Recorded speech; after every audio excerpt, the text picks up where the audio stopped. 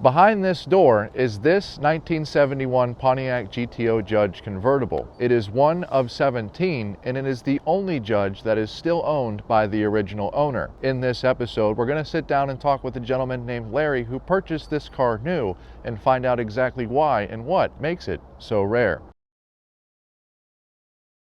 Larry, how are you? Hi, Parker. I just want to say thank you for inviting me down here to have this discussion with you and kind of bring your car to the audience. We also have Emery here. Emery is the person that restored this car along with Bruce. And Bruce, how are you? Good, Parker. Nice to meet you. Yep, nice to meet you too. Larry, I want to kind of start with you. They only made 17 of these cars. Is that correct? Correct. I know it's a 71. Did you buy it in 71 or what year? Tell me the story of how you kind of maybe went down and checked all the boxes to have such a rare car. Well, as I say, my wife and I were married in 1970. At the time, I had a 69 GTO Judge Convertible, red and black with a 4-speed, and the clutch was so rank in it that she couldn't master driving it. So she told me if you want to stay married that we need a new car.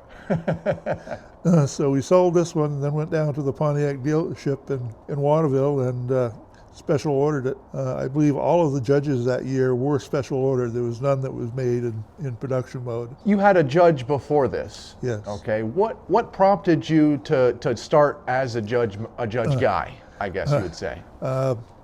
Just having the 69, I wanted another Judge because of that. Were you in a Pontiac family to begin with, or? No, prior to that I had a 67 Camaro. Oh, really? RS SS 350, and we sold that and turned it in on a down payment for procuring this car, or the 69, excuse me. You got married, you bought this car.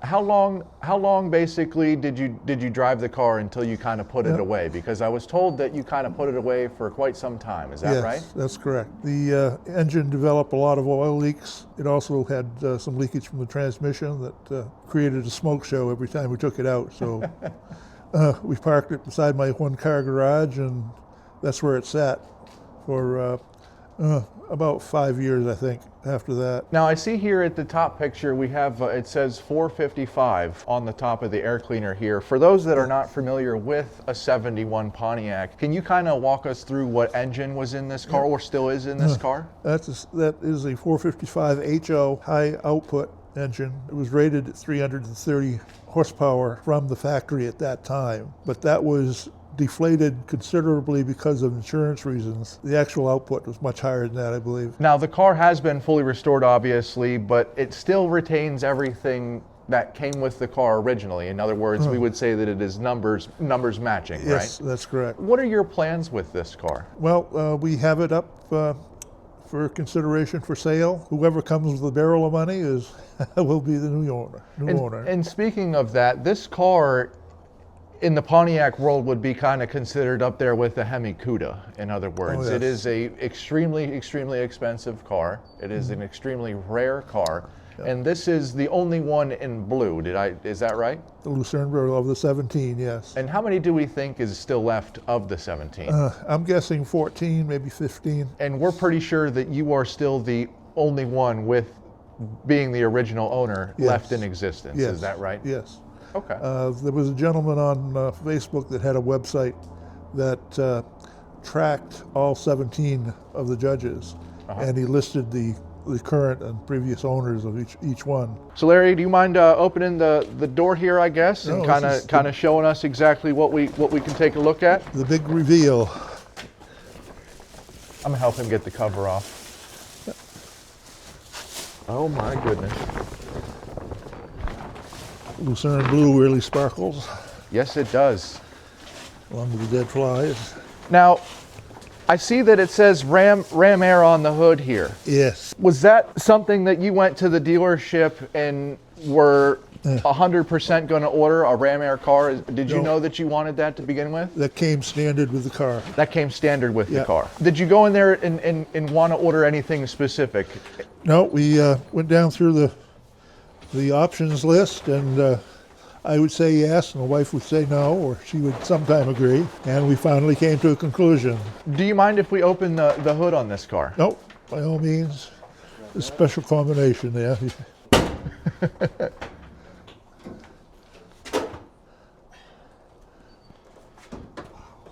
Yeah, wow. That is immaculate. And there's the 455, and maybe you guys can kind of chime in here, Bruce, but what are these numbers on the side of the heads? Do those have any significance at all or anything? Or? Basically, just go down the assembly line, or in the engine plan in particular, that the engine passed all the specifications. Now, when you guys kind of seen it on the side of the house here, when you guys were going by, how rough was the car whenever you started? Was it a basket case, or was No, it? it wasn't a basket case. It had some rust on the lower quarters. The floors had some places in it. It was definitely all here and worthy of, a restoration. It needed work, but it was not a basket case by my opinion. In other words, when you restored it, it still has pretty much all of the sheet metal that was original to this car on it? Well, it has this, we changed the fenders, and the hood's original, doors, the trunk lid, but we had to put lower quarters on it. It's 100% GM. And Larry, what are some of your favorite memories in this car? Oh my! I guess my most memorable time was this. Was I took a few of my cohorts at work, and at noontime we come out cruising around in the car, and I stopped down here at the Four Corners and pointed it back towards town and floorboarded the gas pedal. That put everybody back in their seat quite a bit, and by the time I hit 140 down here at the Spring Road, they were hanging on real tight. So you hit 140 miles an hour Oh, easy, in this car. yes. And easy. And you guys can see on the inside of here, I mean, it just looks just as good as it does on the outside. And what does the underside of this car look like? Pretty much the same? Yeah. I think that maybe someone in the audience might be interested in this car. I hope so. And I think that the experience of just meeting Larry, the guy who was to buy this car new, I think that there's a little bit of value in that, because it's not something that really you get to do at all these days. I mean, sometimes you find cars and they've had 5, 6, 7 different owners, and not only is this an extremely rare car, extremely rare car, but it is still owned by the guy who bought it new. And we have all the original documentation that came with it. Oh, you do? Yeah. Do you mind if we take a look at some of that? It's buried in the trunk. So Bruce, you were telling me that when you restored the car, Larry has some photos and that it didn't have the 455 HO on the air cleaner, is that right? That is correct. And during the restoration, it was a big discussion about it. I didn't want to put it on. I wanted to do that part of it as delivered. Everyone seems to claim that they all came with that decal, so I lost the argument, and it has the decal, But he does say that it did not come with that originally, Yes. right? yes. Why don't we go ahead and take a peek in the trunk here, and we'll see exactly what kind of documents this car has.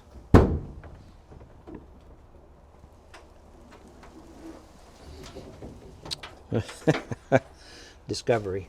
Oh, and this car won a gold award. Oh, it won 2 gold awards.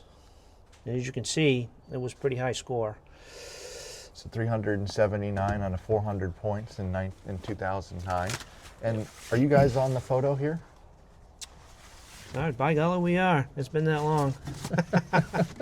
Yeah, sorry. There's Go ahead. us right there. So there's This is Jason. That's Emery back then? That's Emery back then. Oh my goodness. I may stand corrected, but to my knowledge, this was the only time that these 2 clubs got together. And this car was judged by two different clubs at Yes. basically the same time, In the same convention. Yes. and it won Convention. gold in both of them. Yes. Is that right? Yes. We'll see. Is that the award? Right there it is. Now, Larry, does the awards go with the car? If someone was to purchase the car, does the awards go with that or no? You'd have to think about it. Okay. What it does is the WT1 was the option code for the judge package, and then it lists all the standard equipment with that package. Then obviously down here are the options that he and his wife had picked for the car. And then right there it is. Yep. $4,863 Yeah, and in then on the 1971. Backside, this is the actual dealer invoice. Company called Pontiac Historical Society, or PHS, as everyone knows it. Mm-hmm. You could send in for a small fee. You would get a copy of the dealer invoice. It's cool that you guys have copies of all that with the car. Yes. Now, would this have had a Protecto plate with it, or is that just a... Right there it is. Yeah, so I'm sure he has the originals somewhere, but that's a copy. And that's his name right on there too. Yeah, there's Yeah, the these are vehicle, yep, there's yep. the warranty registration, but I thought... What I'm trying to show here is that you're buying a fully documented car. Absolutely. You know what I mean? There's no doubt about it. Everything right there's the stuff right there. Yep. So this was off the original There's the door sticker. radiator support. Yeah. Yep. But I thought we had, or he had... Well, so there's these are all pictures during the process. Okay. So yeah, you guys really took the whole thing down. And this car, Oh, yeah. I mean, it looks brand new as I'm standing here This today. this car literally was disassembled nuts and bolts. We sent everything out to be plated. There's an actual build sheet that sometimes you'll find under the rug, sometimes you'll find on the gas tank. Mm-hmm. I could have sworn he had that. Ah, that's why it was so discolored. Sorry. And so where would that have been found? I didn't find it. Do you not remember where you found that, Emery? Under the carpet? Yeah. In the back seat? Yeah. In some cases, they'll be on the gas tank.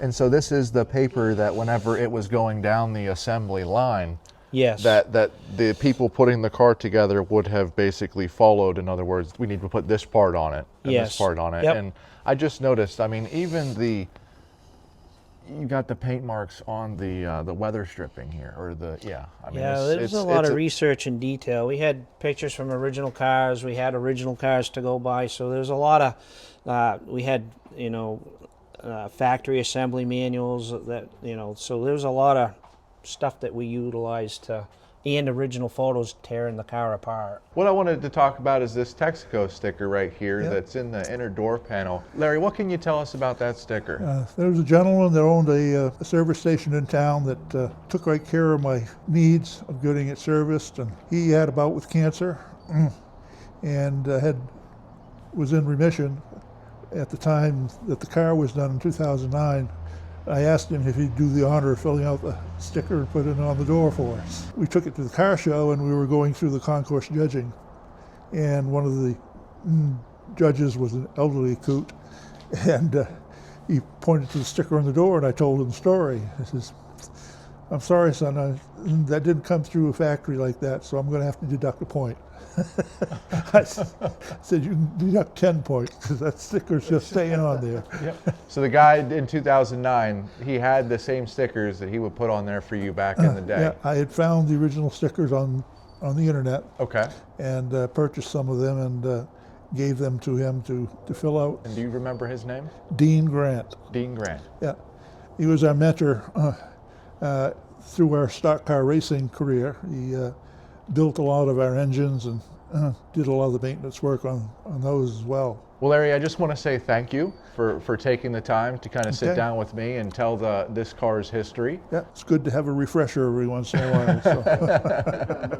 Yeah, I think it's awesome, that you still are the original owner of this car, and that I've got to sit down with Yeah. you and not only share your story with me, but to share your story with everyone at home. Yeah. And I just want to say thank Okay. you. Parker, thank you. Awesome. If you guys found value in this video, you're more than welcome to give us a thumbs up or a like or a subscribe to the channel. If you're interested in any of the t-shirts down below, you're more than welcome to purchase one of those. Again, my name is Parker with Backyard Barn Finds, and have a great day.